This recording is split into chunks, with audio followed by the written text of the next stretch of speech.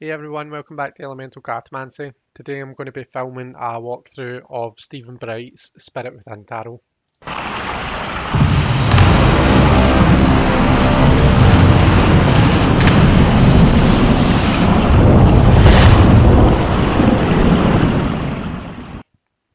Okay guys, so this is it here. It comes in this lovely durable box. It's made by Red Feather, who are part of Schiffer.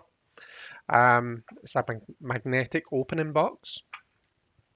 Opens like so. And yeah, it does the job. It keeps the cards well protected. No complaints with the box. Um, when you open it up, and the kind of inside of the cover, it tells you a bit about Stephen. This is the book that it comes with. I'm really impressed with this book. It doesn't overload you with information. It keeps it quite short and sweet and to the point, but it gives you exactly what you need on the cards, in my opinion. It certainly it shows me what I want to kind of know about the cards. So there's a bit a kind of summary, I guess. So we've opened it up at the Emperor. So uh, I am authority, control, and order. As the Great Father, I run the material world and all within it. So that's the kind of summary that it gives. And it tells you, it describes the image on the card. It then gives a bit more in depth about the meaning of the Emperor, and then it gives some keywords. And it does that so you get a page for each and every card with a colour image of the card as well. In terms of spread, we get one spread. We get the Spirit Cross spread, and this is it here. Okay, so yeah, this is great in my opinion. The cards themselves, now I have edged these in black, so I have.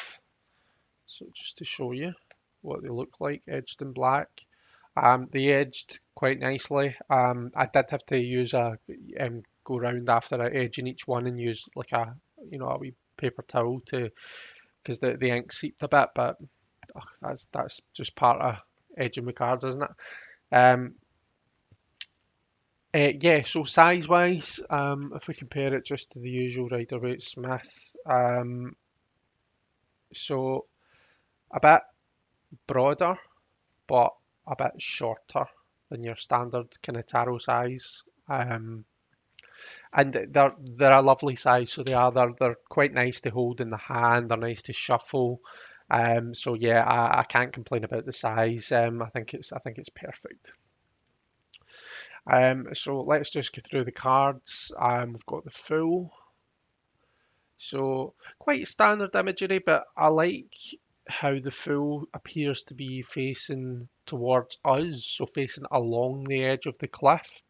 It could potentially look as though rather than just leaping off the cliff, he's perhaps dancing along the edge of it.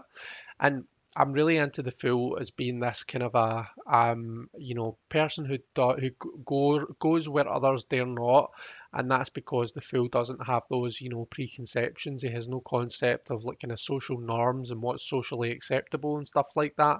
And for that reason, he can quite often be depicted doing what we might call quite odd things. He might be quite an eccentric character.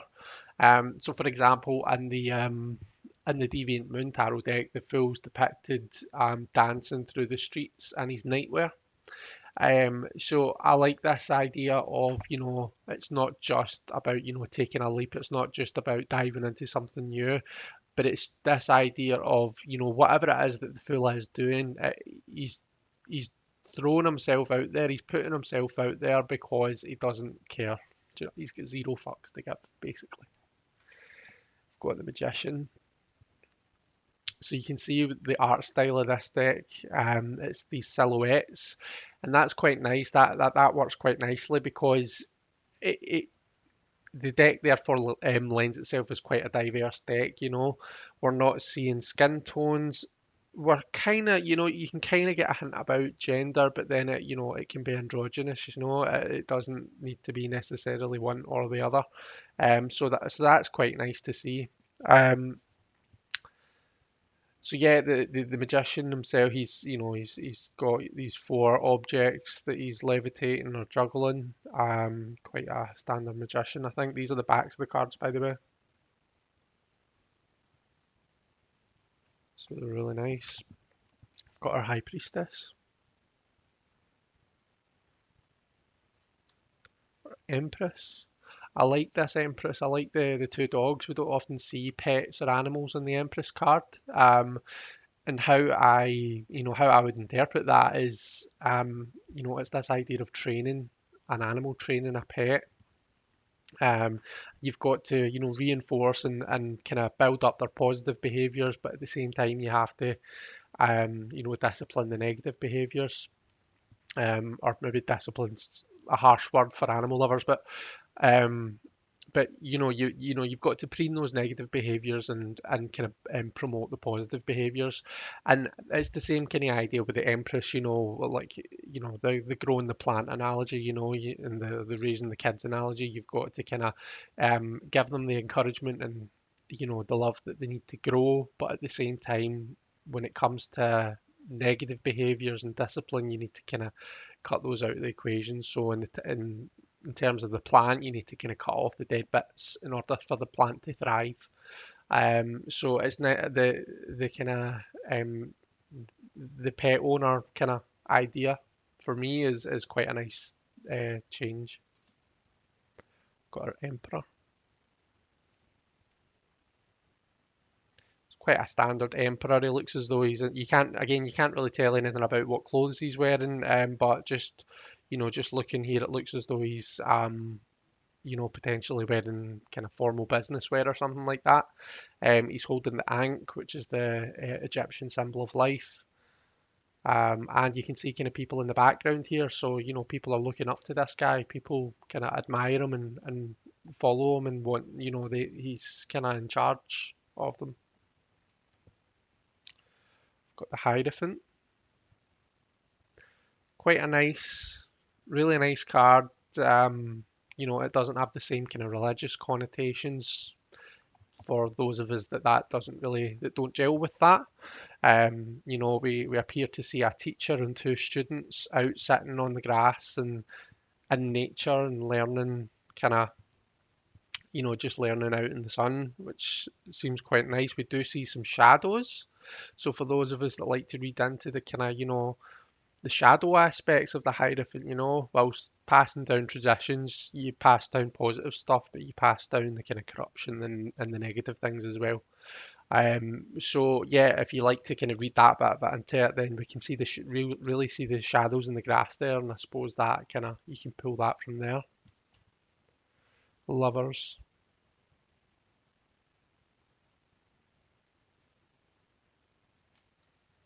chariot. So rather than controlling the two horses of the two sphinxes, our chariot is a skateboard, or charioteer rather, is a skateboarder. So he's thinking about, steering the skateboard. He's thinking about his body placement and where his center of gravity is. He's thinking about, the ground, where he's headed, and all of these different things that he's got to take into account. And those are all the different factors that the charioteer has got to kind of think about. Is how I see it anyway. Strength.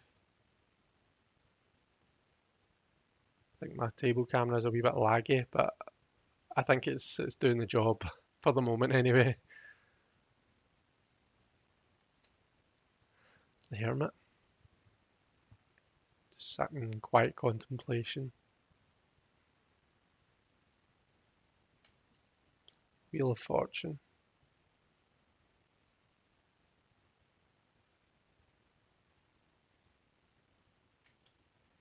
Justice.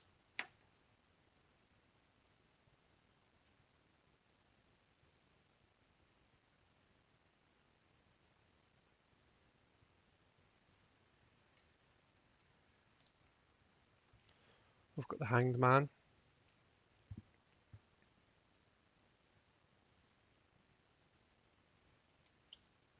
Death.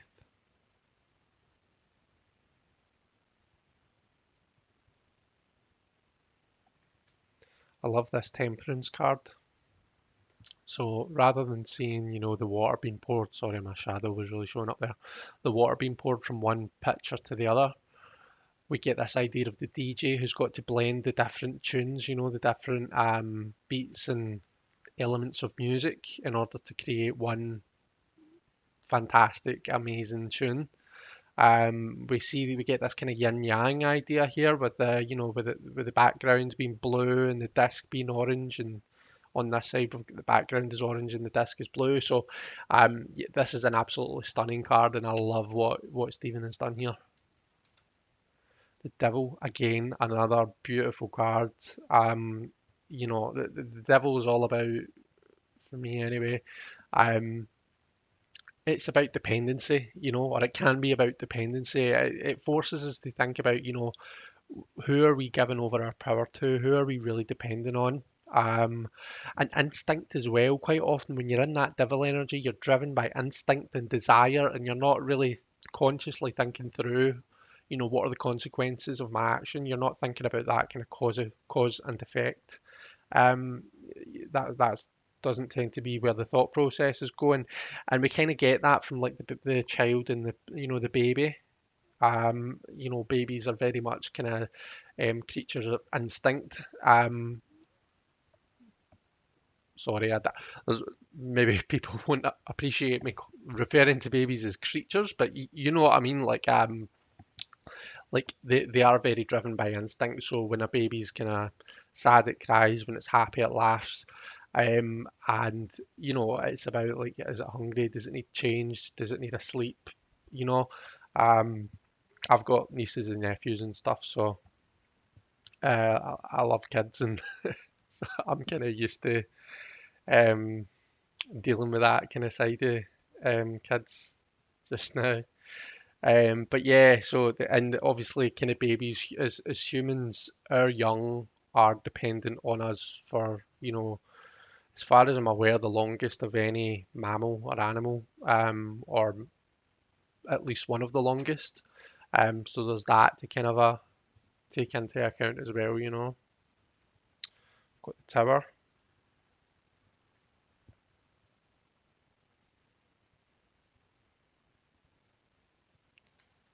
star,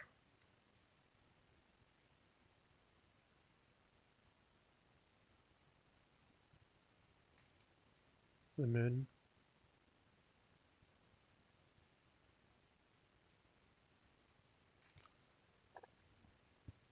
the sun,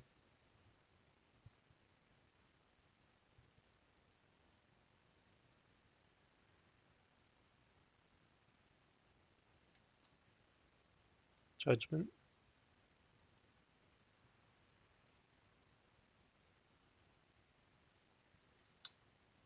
the world.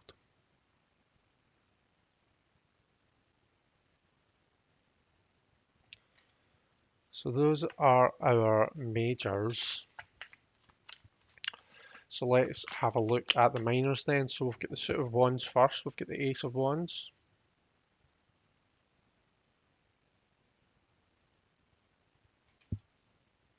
or two,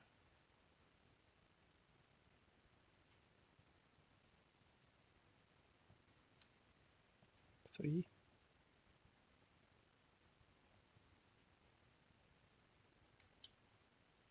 four,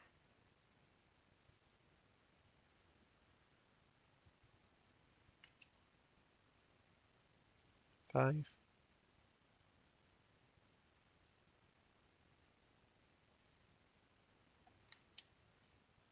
six,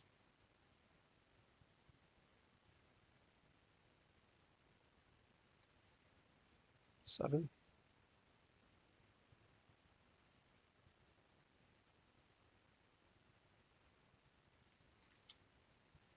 eight.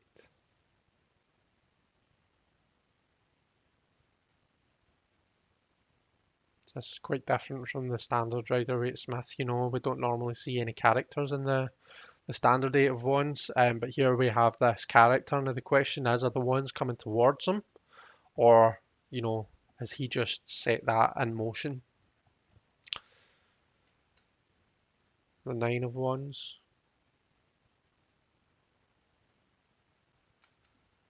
and the 10. I'm actually quite curious to see what the book says about that 8. Let's have a look.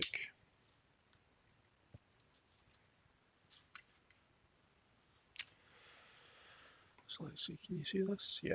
So, I am the one who breezes into your life when things build up and pace.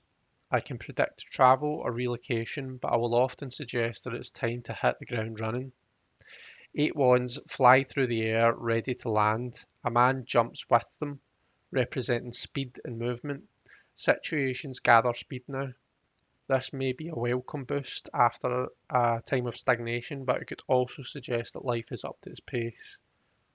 This could represent a need for preparation. The keywords are movement, speed, travel, and arrival of messages. So this person is actually appears to be, moving with the wands. So he's riding that energy, So the wands are coming into land, and our character, our figure on the card is, he's kind of coming along with that energy. So we're very with the page.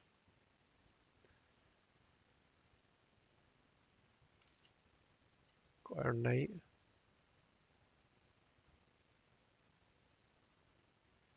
See, he's mid movement. Queen.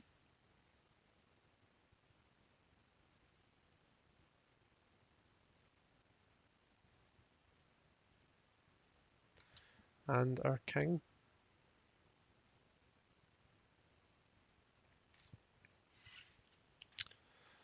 Okay, so those were our wands. We've now got our swords. Ace of swords. Two of swords. 3.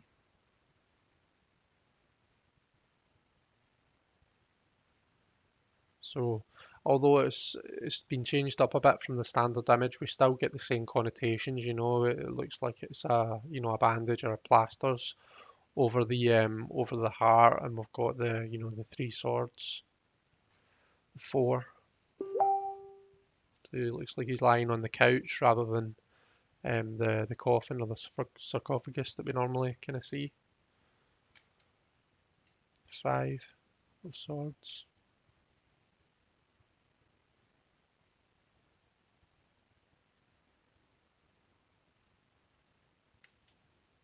6.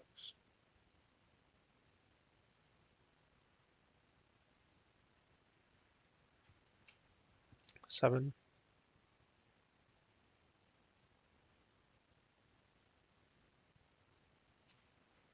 8.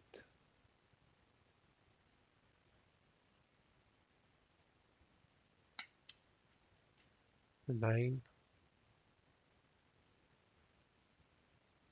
Let's look at all those thoughts. Swords represent, the mind and thoughts, the intellect, and sometimes, troubles and difficulties. So they're obviously all affecting this person's kind of mental well-being, their mental state.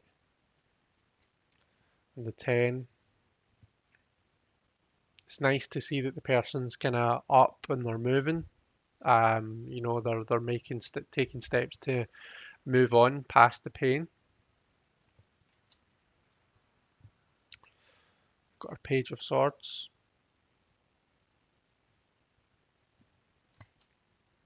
Our Knight of Swords.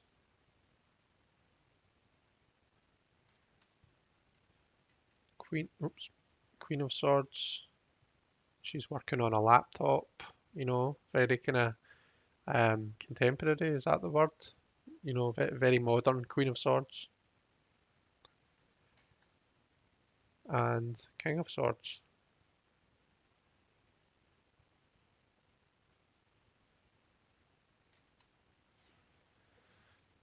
Okay, so on to cups. We've got the Ace of Cups.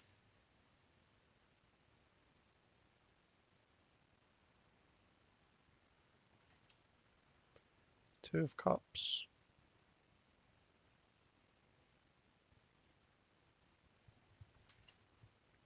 3.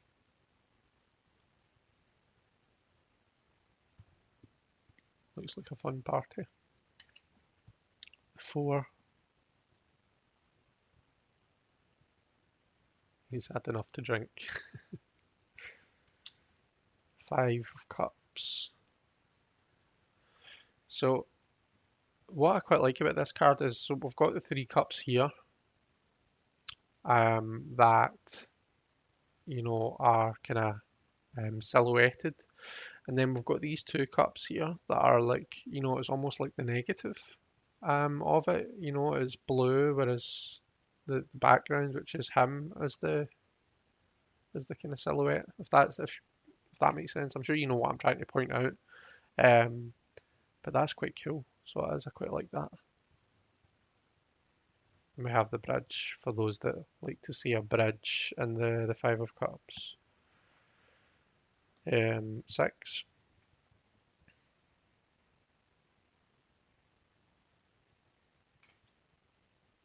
7.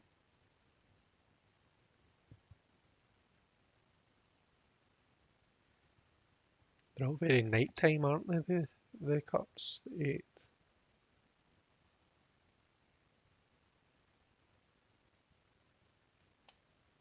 The 9.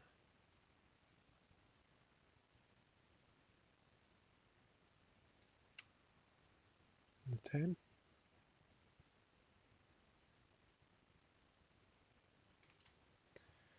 The Page of Cups. Fish is jumping out there.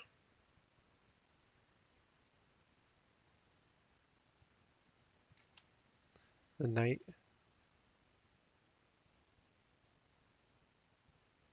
The chap in the Knight. The Knight of Cups looks quite similar to the guy in the 5.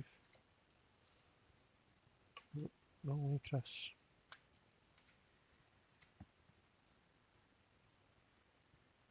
Could these be the same, do you think?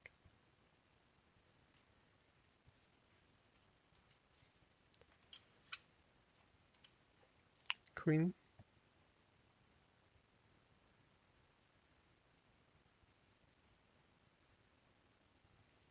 And our King of Cups.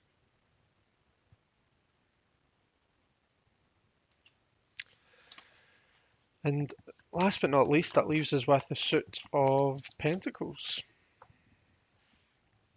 So we've got the Ace,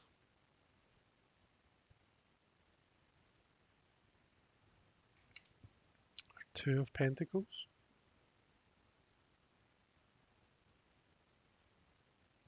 so he's on the unicycle and he's juggling 2 coins. So again, it's back to that kind of quite similar to the Chariot, it's a different way of demonstrating the same thing. All of the factors that he's trying to take into account in order to kind of achieve this balance, in his life. 3 of Pence. So they're all working together. Is this the client? This looks like maybe like the foreman or the surveyor, and this is the painter decorator. This is the person who's carrying out the work. 4 of Pence. It's nice that it doesn't look, so we don't see the face, so we don't necessarily have to project, the miser onto him. So you could look at this and say, he's just protecting his environment, he's protecting his assets, his material world, he's making sure everything's secure. Or you could look at it and say, oh, he's kind of holding on to them really tight. He obviously cares a lot about his money, Should he maybe be thinking about how he's investing those coins? 5. So we see the 5 pentacles and all through these cards we get this kind of city type background. Oops, can't see it there because it's behind me. We see it there. We see it in most of them. 5 pentacles, the establishment that this person's kind of locked out, they're shut out from, is in the background. So you really get this idea here of being out in the cold. Um, And what's interesting to me is we can't see, usually we see the key, we see some way that the person can, you know, um, get back to society or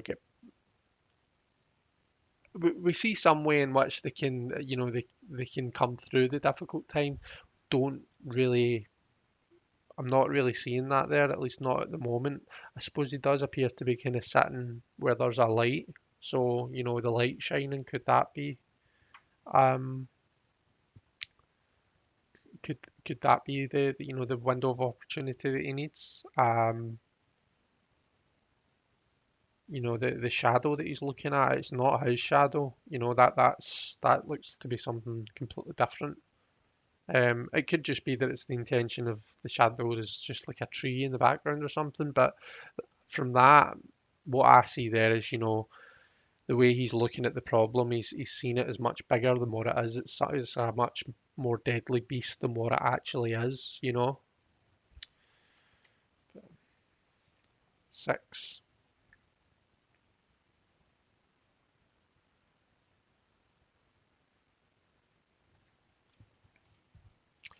7. And we see the person actually starting to harvest the pentacles here rather than just thinking about it. So they've waited for the opportune time and now they're actually acting. Um, so that's quite cool to see. The 8,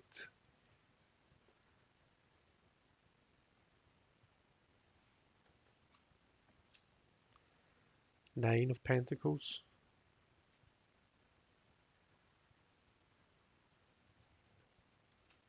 the 10,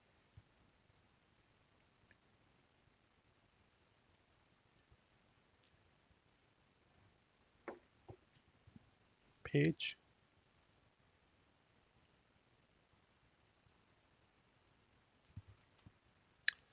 knight. So he's lowing lawns, mowing lawns, cutting people's grass in order to make money. Um,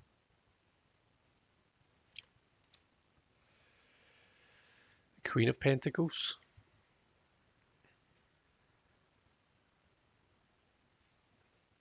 and the King, and this is quite an unusual image for the King of Pentacles. We see him really kind of reclining on his chair.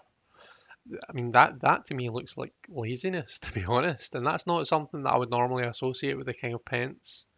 You know, not that there's anything wrong with anyone that sits like that. Sure, I think I sit like that sometimes, but it's like normally when I'm kind of, um, reclining, relaxing. Maybe I'm being a wee bit lazy. Okay, so those are the cards. What we'll do, we'll give these a good shuffle, and then I'll come back and do an interview spread with you. Okay, guys, so just shuffling wise, they are pretty easy to shuffle overhand, obviously, because they're a lovely size for overhand shuffling. In terms of riffle shuffling, they do need a wee bit of breaking in, I think, but it can be done.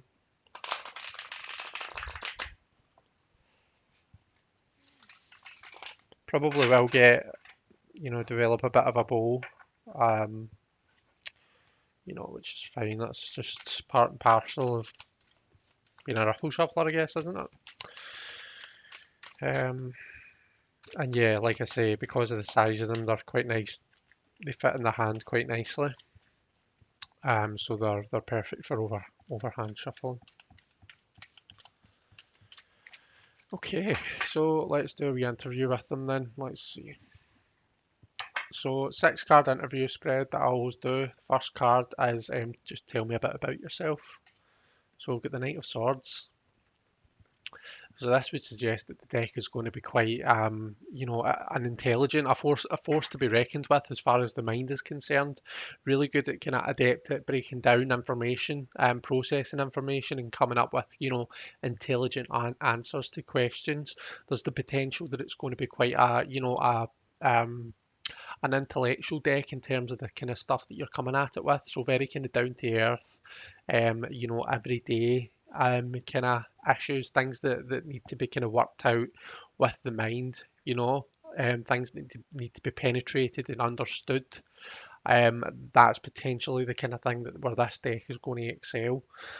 So that's the deck telling us about it. Let's have a look. The next kind of thing we look at is the deck strengths. So we've got the Five of Wands, so a bit of a competitive spirit in this deck. In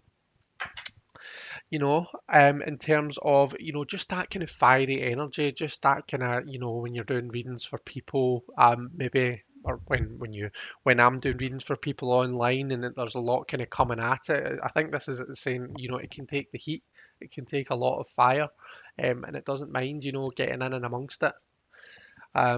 Limitations. Okay, so it's maybe so it likes to be it's an active kind of energy that we have around this deck. Lying in a box on a shelf gathering dust isn't really going to do much for this deck. It seems to want to be kind of active and used. And I mean, even that Knight of Swords, you've got that fire and that air energy coming through, that kind of speed that we normally associate with the Knight of Swords. Um, this is a high energy deck and it doesn't want to be kind of sitting unused. It wants to be worked with. Um, what are you here to teach me? Is the next question. So we've got Six of Pentacles. So quite often we'll associate this with charity, but for me it's about the sixes are about finding harmony after a period of difficulty. Okay, and in the Pentacles, we're looking at the material world. We're looking at, our money, our health, our, finances, same as money. All these things that we need to keep us grounded. These material things that we have that, you know, sure we can become too attached to them, but they are needed. It's like there's just a correct balance, and that's what this kind of card speaks of. It's the balance. It's finding that balance. It's the balance between not being so attached that you're quite material and all you care about is money and shiny things, but at the same time you need to be healthy and you need to have enough money in the bank to cover your expenses and your bills and stuff like that in order to stay, safe and secure. And that's it's at the core of kind of everyday life. The next card is how can I best collaborate with and learn from you. We've got the Four of Cups, so that's interesting, isn't it? I suppose like what I see when I look at this card is I see someone who is quite happy to turn around and say, no, do you know what? I'm okay just now. I've got enough in front of me. I'm still working on what I've got in front of me. I'm not going to I won't take on another cup just yet. Um, obviously we normally associate this with the, sometimes it can be the kind of, the being fed up card. I've forget my words, but it's that kind of energy of being kind of fed up and not really very stimulated by what's going on. Um, at the core of it, though, where that comes from, the fours are about stability, and in the Suit of Cups, we're talking emotions and feelings and connections. You know, that's not always necessarily a bad thing.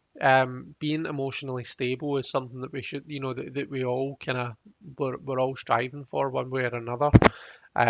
So how can I best learn and collaborate with you? Well, don't take out more than you can chew, or don't bite off more than you can chew. Okay, so it's not like don't like kind of come to the deck for each and every single little question that you might come across. That's just going to confuse matters. Um, but and also come to the deck with a kind of a calm in a calm kind of manner. It's maybe not the deck to come to when you are, all up in your head, your emotions are all over the place. Um, this maybe isn't the deck to come to if you're looking to achieve this emotional stability. This is maybe a deck to come to when you're already in that place. Because like we said, it's quite a high energy deck, yeah. We've got this kind of quite this fiery energy and the fiery airy energy with the Knight. It's maybe not the best to be coming at this deck if you're in a high energy state, because it might end up in a bit of a clash. The last card is the outcome. What's the outcome of a relationship together? And we've got the Wheel of Fortune. So the Wheel of Fortune for me is all about, first of all, identifying where you are on the wheel. Okay. Um, and quite often that's where the rub lies. Quite often we feel as though, oh, I mean, can't get a break. And I'm not. This isn't. I'm very much like this as well. I can be. Um, sorry, my light's kind of. There we go. That's a bit better, isn't it? I can be one of those people too. I can feel quite sorry for myself and be like, oh, it's just, oh, I've had the worst day. It's just, in actual fact, sometimes when you're looking back at it, it's not actually so bad. If you kind of look at everything together, look at it, from a zoomed out point of view, an objective point of view, I think I'm trying to say. It's not actually so bad. So that's point one about the Wheel of Fortune. Know where you are on the wheel, okay? If you're in a good position, then celebrate that good position, because you're not, we all get our shot at all points of the wheel. So when we're at the top of the wheel, we really need to kind of be aware of that and celebrate that, and also plan for when we are at the bottom. Okay, so if we're in a good financial position, for example, you might want to save a wee bit, put a wee bit of money away for a rainy day. Okay, um, that for me is all that's at the core of the Wheel of Fortune. It's the inevitability of change and how ultimately you know we don't always have control over everything that's happening. Okay, so the things that we do have control over, we need to make the most of that and kind of really act tactfully. And the things that we don't, there's no point in trying to change the things that we can't change. Okay, so like there's going to be different factors of life that we have no power over. And quite a lot of us, we drive ourselves up the wall. We spend so much time and put so much energy into trying to exercise control over this change. We try to control the wheel. At the end of the day, it's the goddess Fortuna who controls the wheel. We have no power over it. So it's just about, not spending so much energy trying to influence that change. Spend the energy on the things that you can change in order to kind of create the best situation for yourself that is within your power. Okay. So there we go, guys. That is the interview spread. This has been the Spirit Within Tarot by Stephen Bright. Absolutely fantastic deck. I'm looking forward to really kind of getting my teeth into it and working with it properly. And yeah, that just leaves me to say thank you very much for watching. I hope that you've enjoyed this. Take care, everyone, and I'll see you all later. Bye bye.